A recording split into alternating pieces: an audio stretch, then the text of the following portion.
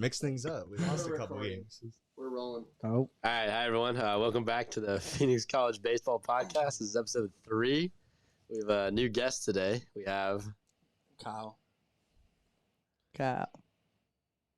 and I'm Hunter.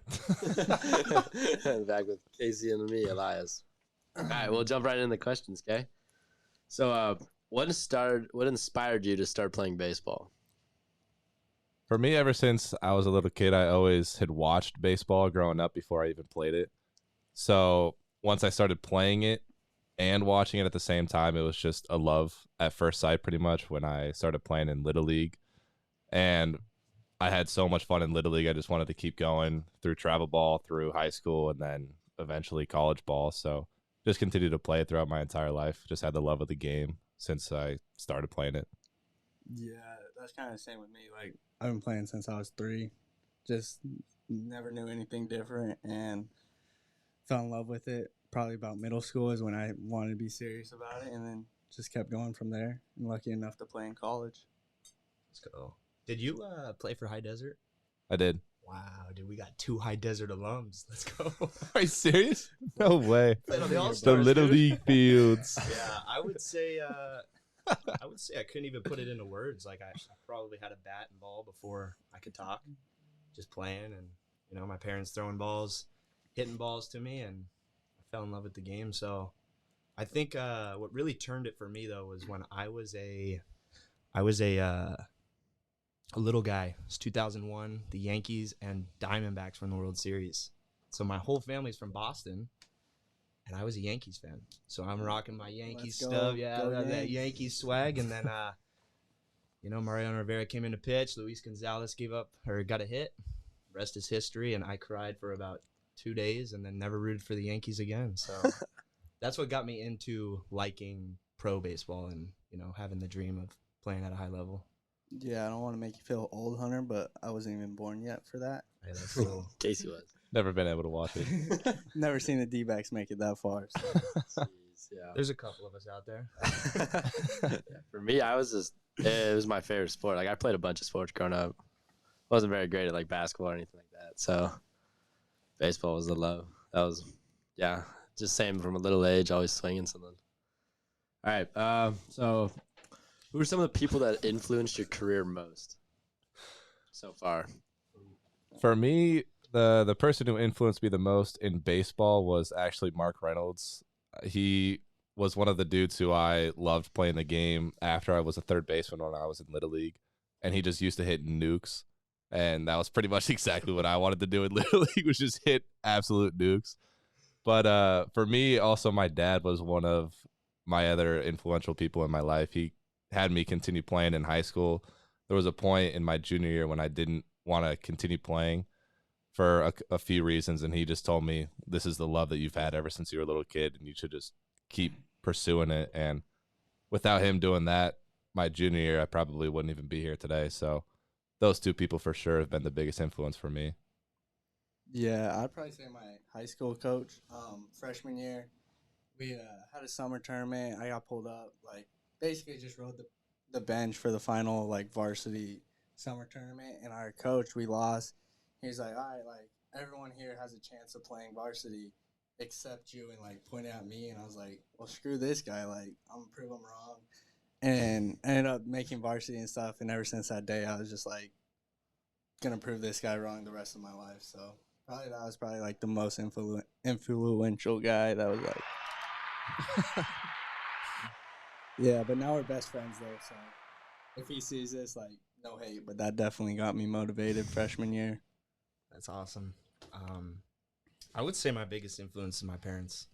Just making the sacrifices, sacrificing a lot as a kid. And I remember that there'd be times where we didn't have a lot. We didn't have the food that we wanted to eat. We had friends that would come over and give us food because the money went towards me playing in tournaments. The money went towards me getting new stuff. And so I have a lot of gratitude for my parents and everything that they did for me. So pretty influential in that aspect. Yeah, I completely agree with my parents. I lived in Durango, which is closest baseball is realistically 7 hours away. You can get to Albuquerque in 4 hours, but so we would drive my dad would drive me an hour to New Mexico just to practice every night. Like Yeah. they did insane stuff for me. And then coaches wise, definitely my high school coach. He was a great mentor guy, great mentality. Like still like one of the people I'll still talk to like today, just to like ask him like, what do you think about this? Yeah. Those are like, Never forget those people. no, I know, never. Um, You find a way to like talk to him always. All right. So what things and habits do you see guys at the next level doing that, say, college guys or even high school guys aren't doing? I would say one is like you read stuff about like these guys have their day planned out basically to the minute. Like they know when they're gonna wake up, they know when they're gonna get to the gym, when they're gonna leave the gym. Like, which I think is crazy. Like being a college guy, I'm like, screw it, I'm gonna sleep in today, or like tomorrow I'll wake up early. Like I just like I have a lot of free time, and I feel like the guys at the next level like they don't because they have it so planned out, which is crazy to me. Like I couldn't plan that stuff out, so one thing I gotta get better at. Yeah, just the routine that some of the guys have at the next level is just so consistent no matter what day it is, what game day, what travel day, or even if they had a bad game, good game, their routine just stays consistent throughout the entire year. And that's one thing that I've seen people at the next level do that I sometimes fall into not doing every single day. So I think part of it too is a feel base, right? Like I think you can have your structure of routine and what you're doing, but at the end of the day, like, you know, if there's at the big league level, let's just say there's guys that don't hit on field BP, right? Because maybe that day they're a little tired or they don't feel. Now, does everybody have that privilege? No, but they have their set routine and maybe they kind of move a little bit off of it, but for the most part, like their standards are the same. And there's a guy that I like listening to, Ed Milet.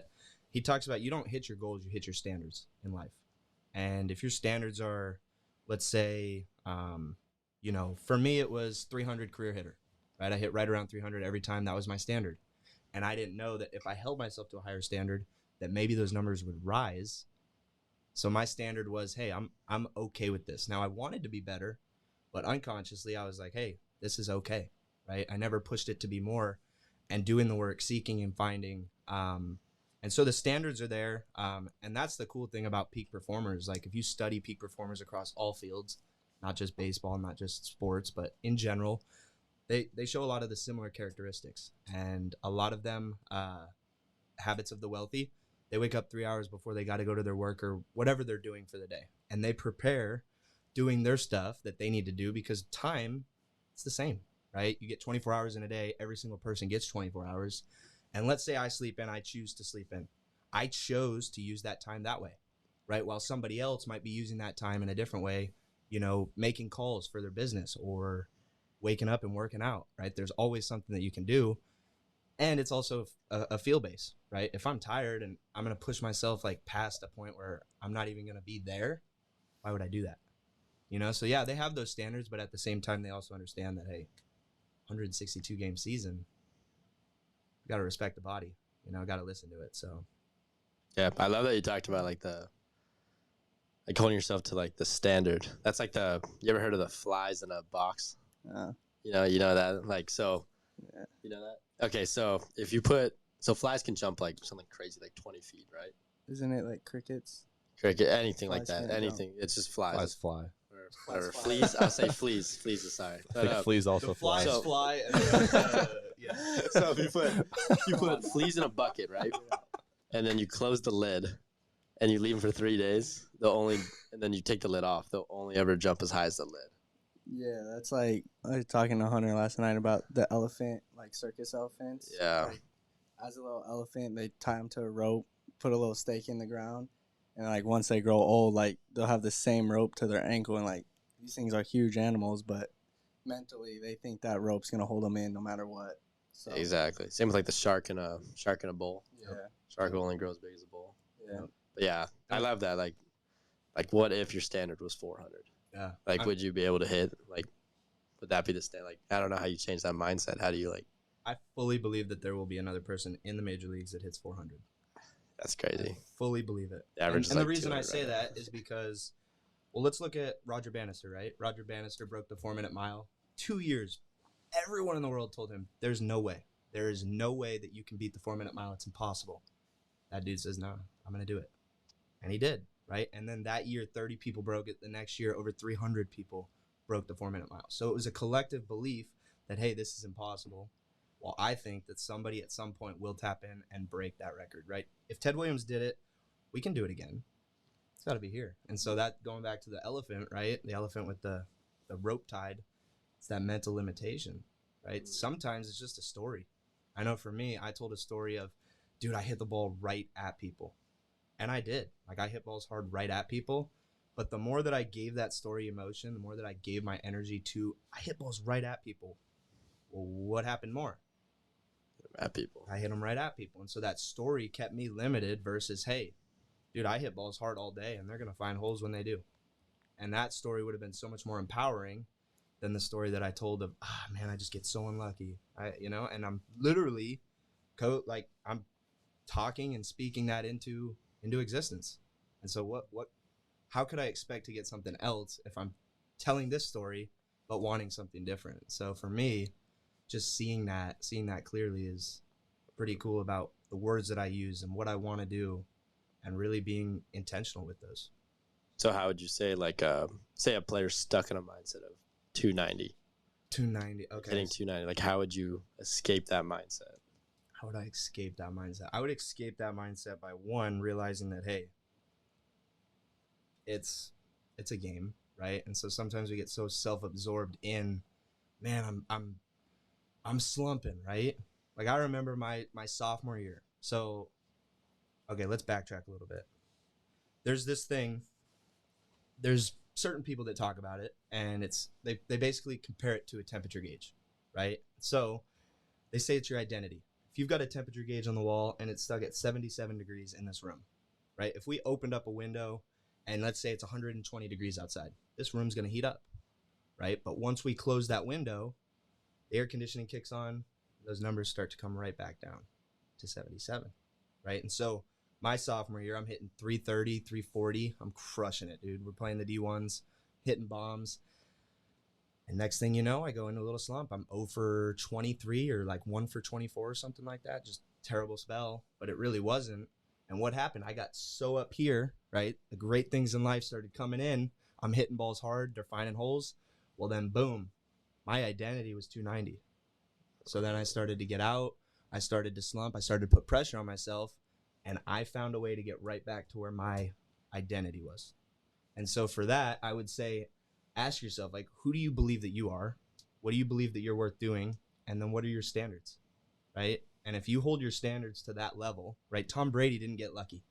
There's no way he won 7 Super Bowls by being lucky. That guy put in work. And you go listen to story after story after story, 4:30 a.m. weight rooms, staying till 10 p.m. every single day as the best quarterback in the league.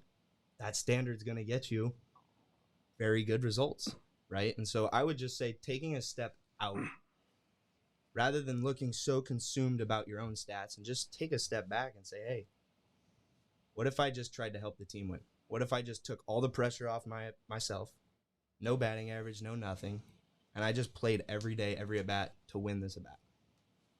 And then you had your standards up here. Who knows where that identity could get you? So that's would be my advice. I got a question. So do you think you're like Tom Brady? You think he was born with that standard attitude, or is it something you think you could change? That's funny you asked that. I think both. So I think intrinsically we're motivated to be better. I think at the very basic of our nature, I think we want to express more. And that's why you see people that, buy certain things, and then what do they want? They want the next shiny thing, or, they're chasing that. I also think that it's part community, right? I think that's part epigenetics. I think that it's part community, because if your community's pulling you down, right, crabs in a bucket, how can you escape that, right? You'll just fall into the community that you're in. On the other hand, if your DNA is hardwired, right, the genes that you've been given to do that, it's going to be tough because now you're fighting against it. So I would say get around a community, surround yourself with people who you want to see, who have your best interests, right? And sometimes that's tough because you think people have your best interest, but do they really? And so for me, when I started to learn who I was surrounding myself with was important, it was from this guy Jim Rohn. He's passed on, but he's a great philosopher, great thinker. And he talked about, hey, you are who the 5 people you surround yourself with. And so that's really important, but also that intrinsic fire. So I think it's a both. I think Tom Brady was blessed with just the perfect situation where, you know, he didn't have the greatest physical gifts, but he did have something that was so much deeper that people couldn't see, and it was the heart, right? Nobody could tell him, hey, you got to get up at 4:30. He's already doing it. So I think he had both, and I think he had a community of family that loved him and supported everything that he wanted to do and supported his decision in going to Michigan versus he had a chance to go play at Cal as a freshman. And he said, hey, I'm going to go there. Probably uncomfortable. I don't know the guy, but it was probably uncomfortable leaving Northern California, going to cold state like Michigan, being the backup QB for 4 years, and then in his senior year, I mean, he's splitting time, and every time he touches the field, it's like, this guy's like, boom, and then it's the fourth quarter, and he just goes off, and you see it, and you're like, it's pretty cool. Yeah, for sure. That's super cool. I still think that goes back to, like, you talked about the 5 friends. It's like the Sharkfish Bowl. Yeah. I'm telling you, that's like the greatest analogy. He's so hooked on this. Dude, I love The flies in the bowl. flies in the fish bowl. What do flies reality. even do? They just Yeah. fly. The flies are drowning in the fishbowl. If you aren't around 5 people, that'll get you out. I'm telling you, dude. Oh boy. Swim in the ocean, become a just monster, like, what do they call that thing in the ocean? Sharks. The Oh, megalodon. Oh, Megalodon. Yeah. It's kind of like the Bigfoot of the sea. Maybe one day. Back to the Bigfoot. How do we know he's not real? We don't. We don't. Exactly. Same as Bluetooth. All right. That. All right. What's your most memorable road trip story with a team? Mine was probably going to Enid last year. Our bus ride was 2 separate days there and back. So our first day we went all the way to Albuquerque, and then we went all the way to Enid, Oklahoma. And both days, the entire time during the bus ride, there like 8 hours. We were just consistently talking, cracking jokes, whatever. But then there became a point where there was rap battles. I was spitting bars. Kyle was spitting bars. Bars. Seabass was spitting bars. Everyone started to get in on this rap battle, and people were going for throats. I mean, it was super funny for about 4 or 5 hours, just having beats going, having people spitting bars. It was pretty electric. Yeah, that was a good time. For sure. Oh, I would say I have a couple. I would say when we played at Cal State Bakersfield 2019. So we flew into LAX, and then we drove up, and it was crazy. Coming back, we had to stay the night in like right next to LAX. We get put up in this hotel, and our mirrors have Bluetooth, right? They've got all these lights, and I'm just like, this No is way. wild. I've never seen anything like this. And then so they're like, yeah, you guys have basically till, you know, curfew, whatever the team gave us. And so I think like 7 of us went over to what's that beach? It's Santa Barbara? Not Santa Barbara. It's got the roller coaster on the boardwalk. An Urban Cali. It's a beautiful spot, and yeah, I got to go out there, hang out with the boys, go to the beach, check out the pier. So it's a cool experience. I mean, it's just, you never forget those times. Yeah, last year, it was on our way back. We lost, whatever, came home early. We were in Albuquerque, and me and a few other guys on the team, we were out till like 1 in the morning in middle of Albuquerque. Standard. It was very sketchy. I was honestly scared. So ABQ. Lived there for a little bit. But shoot. Gosh, I got a few. I say so. We played this thing called, like, last year on the bus. We took a bus everywhere. Our closest game was 4 hours away, so we were on a bus nonstop. We played like these games called like Mafia.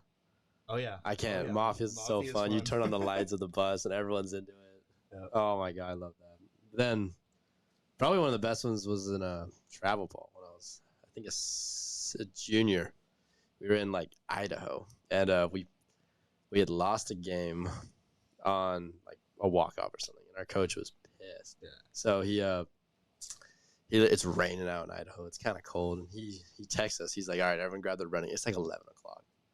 He's like, grab your running shoes. And for like a little backstory, so we took a van to Arizona the week before, and our coaches flew just because that's what they got to do.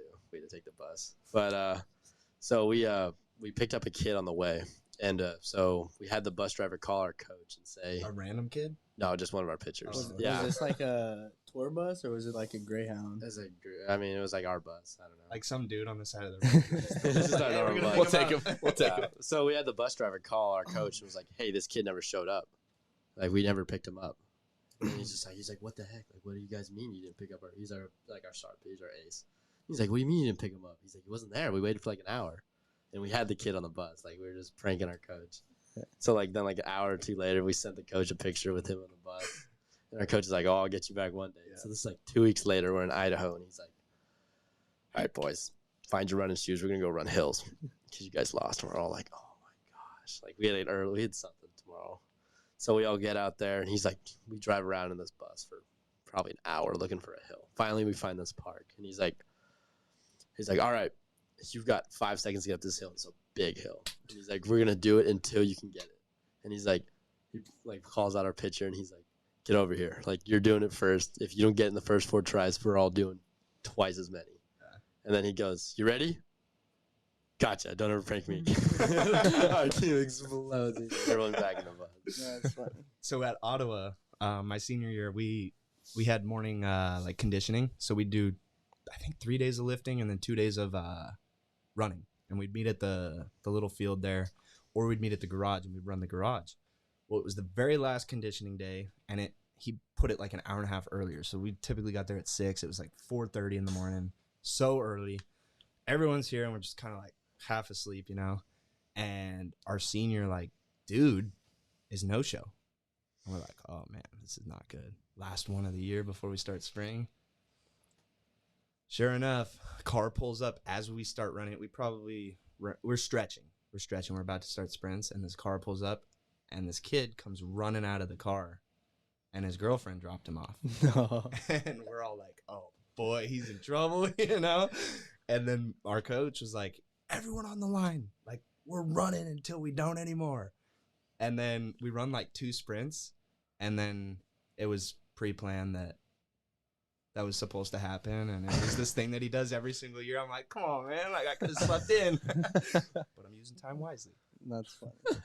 But Jeez. So he pre-planned him staying with his girlfriend the night before? I think it was just an act. No, he pre-planned. I was just making sure. Come on, dude. Alrighty. What's the coolest place sports has ever taken you? Alaska for sure. Yeah, I'm planning to go up to Canada this summer, so that'd be probably the coolest spot. Let's go. Yeah, for me also this summer I'll be going up to Washington. We'll be going to Canada, Oregon, and a couple other states up north. So that'll be pretty fun. That's cool. I like South Dakota. That's Like South, Black Hills area? like Black Hills, like Mount Rushmore. Yeah. That is I think that's the coolest place. Never been. It's so cool, dude. It's so because there's no like pro sports teams out there, right? So everyone just goes to like the local games. They're like minor, like Yeah.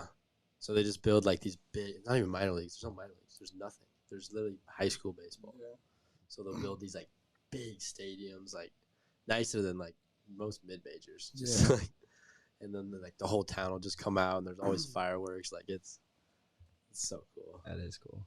Yeah. Okay. We'll go to what's the funniest thing you've seen at PC? Well, flies jump now. So. Breaking news. Honestly, there's a lot. One thing that comes to mind is my freshman year, because COVID, we weren't allowed in the weight rooms, so we had to bring weights out to the field and do like circuits. And at one point, like you only can do so much with some dumbbells in a grass field, and so these kids got a foldable chair in the dugout, and one kid held it at an incline, and the other kid had like 90-pound dumbbells and just started incline dumbbell pressing. So that was probably the funniest thing, that just out of nowhere. Jeez. Yeah, those workouts were brutal. It's like 5 minutes outside, 100-degree heat. Doesn't even matter. But for me, the other day was actually really funny. We had Josh, one of our first base and catchers, go into the press box and become an announcer, and he had some really funny in between inning chronicles with the music. We actually have a video of it. This one? The other one.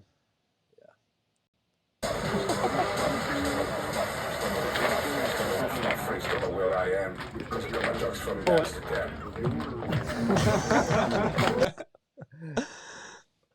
Yeah, that was funny.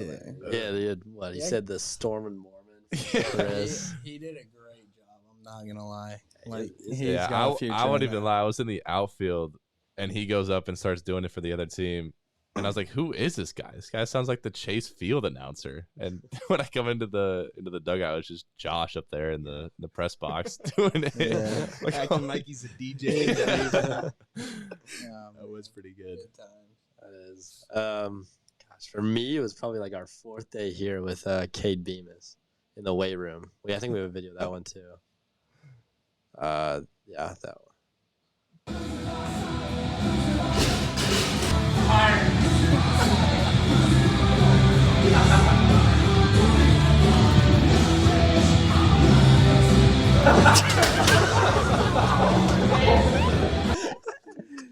Oh man. Classic fall Cade. That is.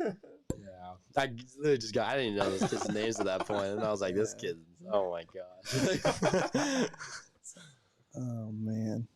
Jeez. Okay. Who's your role model for baseball? Do you have a guy that you like look up to, or don't say Jacob Wilson? Jacob Wilson. Like just a guy that you like. Even grow. It could be a pro guy. Could even be like someone you've trained with. Could be a college guy. Could be a college guy that's Jacob not Wilson. named Jacob Wilson.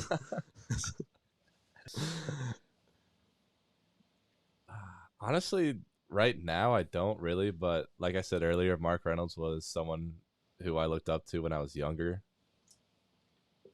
But Yeah, I'd probably say like Derek Jeter definitely influenced like who I wanted to be like and who I wanted to play like growing up. So probably Jeter and Jacob Wilson. Yeah. I would say I've been blessed to be around a lot of good people, but John Huizinga over at the Fuel Factory, one of the greatest people I've ever been around. Just in terms of life, like how he treats people, his interactions, his intentions. Like he's a solid guy, and I've learned a lot from him, you know. Because initially when I got away from baseball, it was, I don't want anything to do with this. I think we put people up on a pedestal versus believing in ourselves, right? And so I got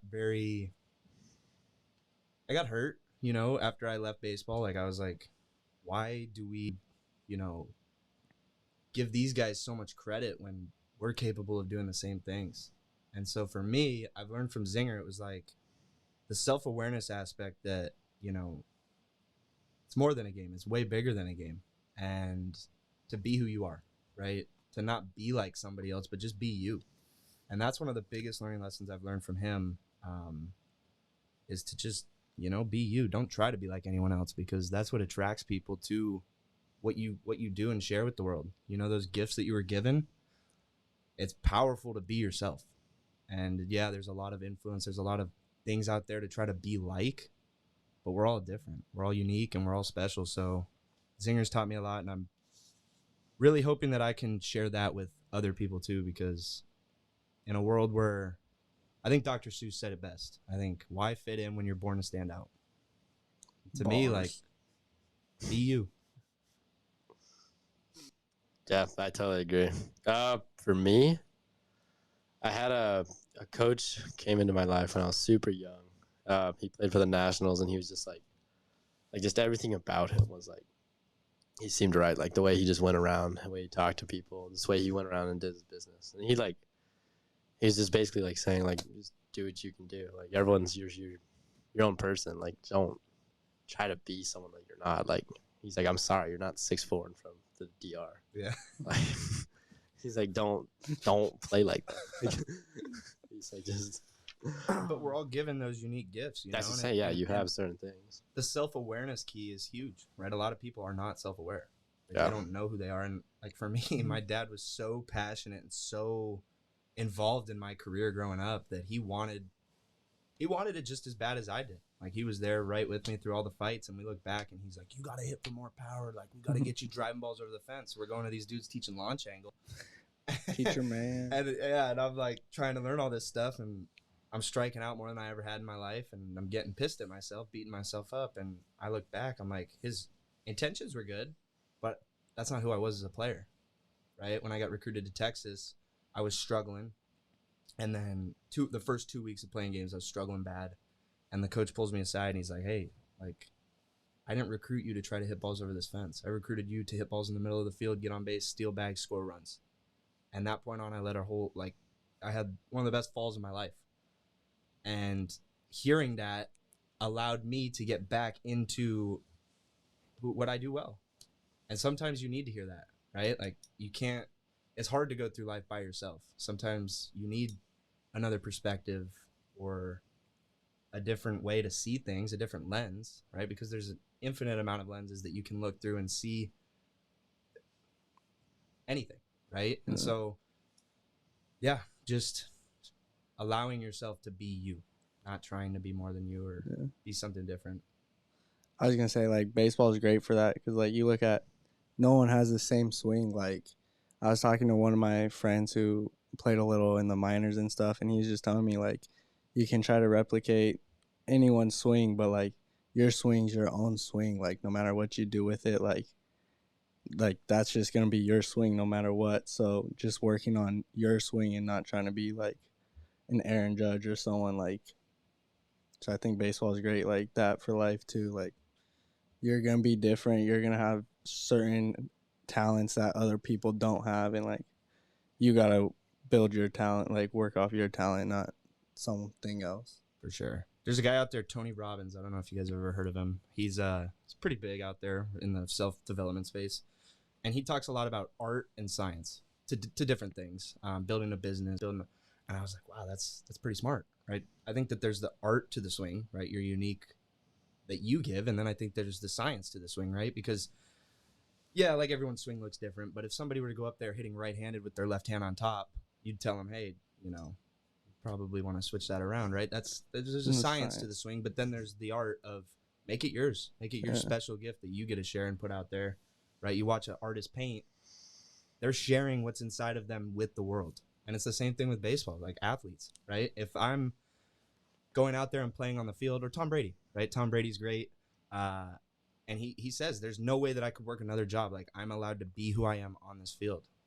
And it's real. Like you see him get emotional, you see him ups and downs and everything in between. And so like share your art. Yeah, I love that. That's just exactly like it's you. Yeah. Like, I mean, you can try to be like, I mean, I love that with the swing. Like everyone's swing is so different, but like there's certain things that you have to do. Like There's the science. yeah, there is like you have to swing forward. It can't be on a front foot. It only doesn't work. Yeah. And then Wow. How to get your foot down on time. like certain things Crossfire. that like have to be done. But again, like everyone can do it different. Like you guys, you know who Kevin Parada is? You see that guy, the Georgia Tech No. kid? Mm-mm. He I forget what he was a high pick this last year in the draft, but he literally was like hands like upside down, like bat hand, like feet all wobbly. And I was like, if you just looked at that kid, you'd be like, oh my gosh, this kid looks awful.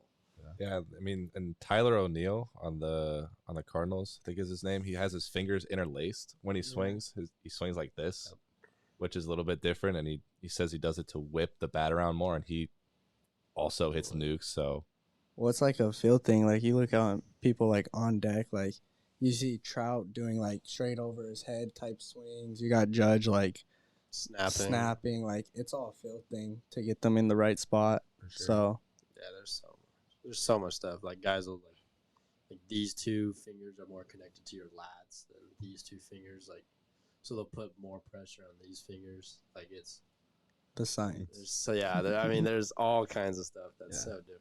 But at the end of the day, like the dude I was talking about earlier, the role, he's like you could have the best swing in the world, He's like, if your timing's off, he's like, my swing's not that good.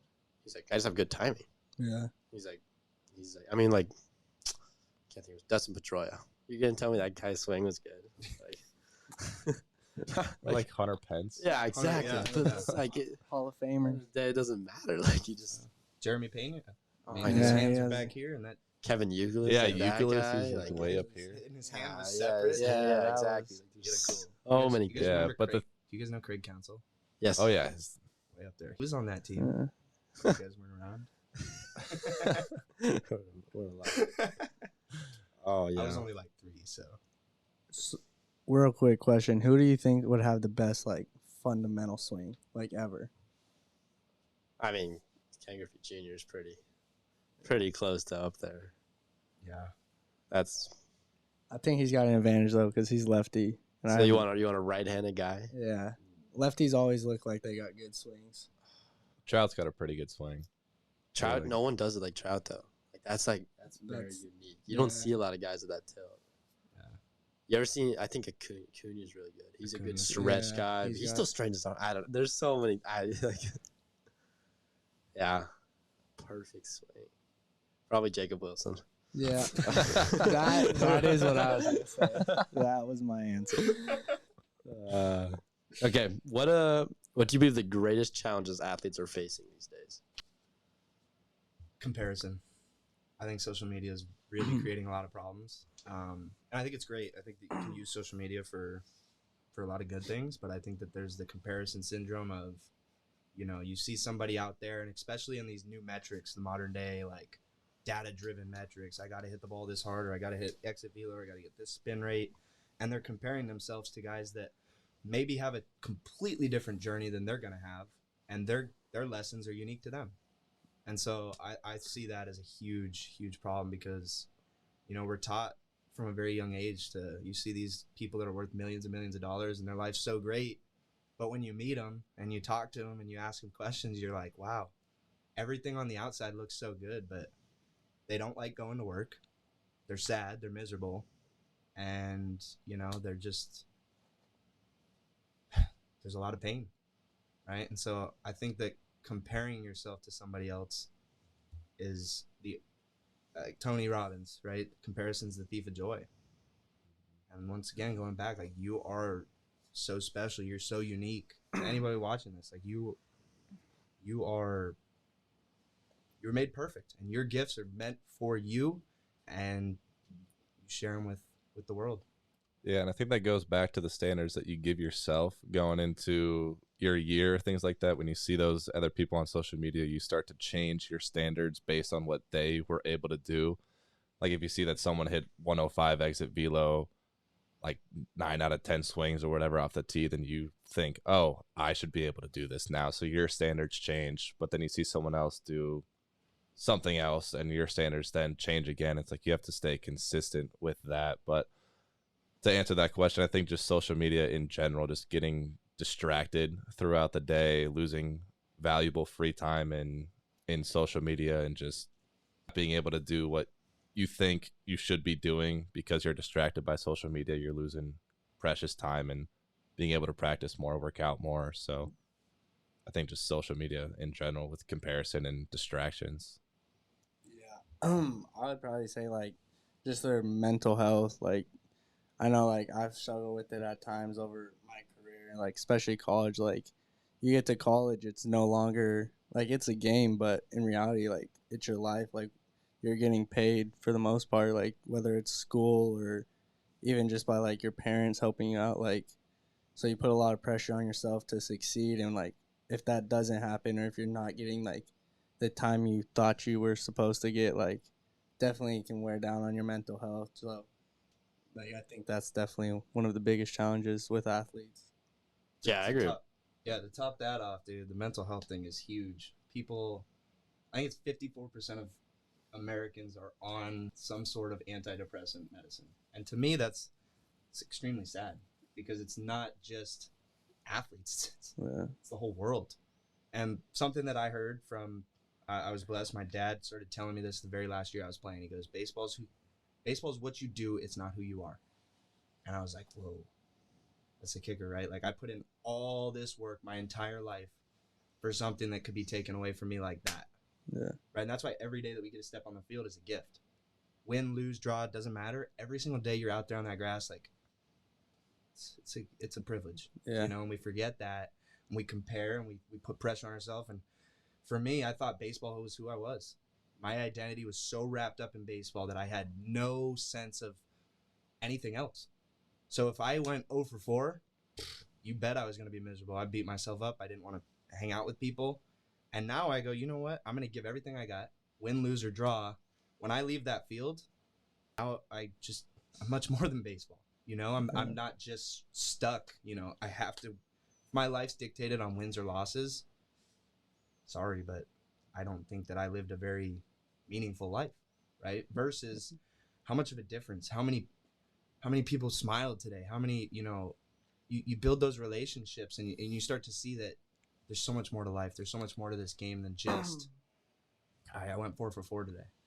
You know, like I got to step on a field. My family's healthy, you know, like I have a shelter over my head. I have a bed to sleep on. Like life is good.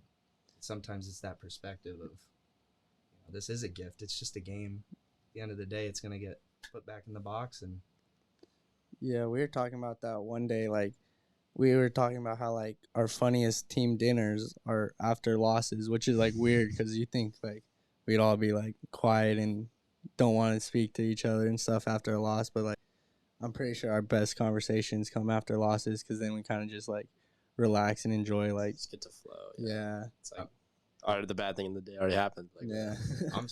that makes me so happy because when I played my sophomore year, we got knocked out of the playoffs, and I had people drive all the way from Texas in this huge RV that were in my parents' business, drove to our game, and we lost.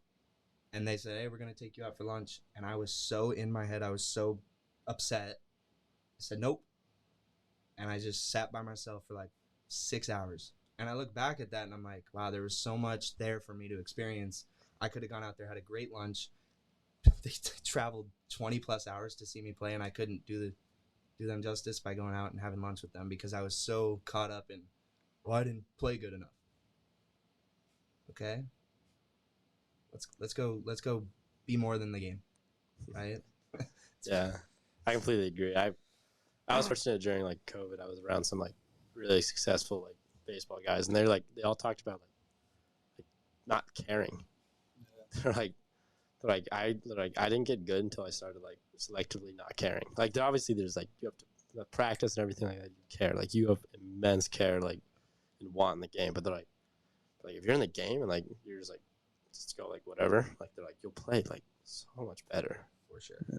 Just like yeah, I know there's a book on it. It's like selectively not giving like an F. Yeah, I mean, like some of the best hitters I know probably couldn't pass algebra. Like they just weren't like that smart, but they show up to a baseball field and they just hit because they just didn't care, didn't think about anything. They just knew their job was to hit, so they showed up and hit. Some of the best players I've seen, like their identity's not in baseball. They want to go do other stuff. Yeah. You see that all like golf or say photography or even like fishing. You see like there's like all right, kind of like I get to do baseball because it's something I get to do, and then they're like, but I'm gonna go fish. Yeah, like my biggest difference in the mindset that I had from this year compared to last year was last year if I had a bad first 2 at bats, like I struck out with the bases loaded or I grounded out on a pitch that I shouldn't have grounded out on, like I was stuck mentally the rest of the game and even the rest of the day, which affected my at bats and my fielding and my ability to help the team win throughout the rest of the game. But then this year it's like I know I'm going to get another at bat. I know that there's going to be another situation where I can come through and help out the team, and just at the end of the day, I did as good as I can at the end of the day, and not getting so wrapped up in my head, so that I can continue playing for the team and not just for myself. So that was one of the biggest differences that I had that I saw helped me out. Love it. Yeah, that was great. Alrighty, well, I think that concludes episode 3. That was pretty good. Yeah, that was solid. Oh, 3's a cool number. 3 is a good number. go Bears. Go Bears. 3-peat.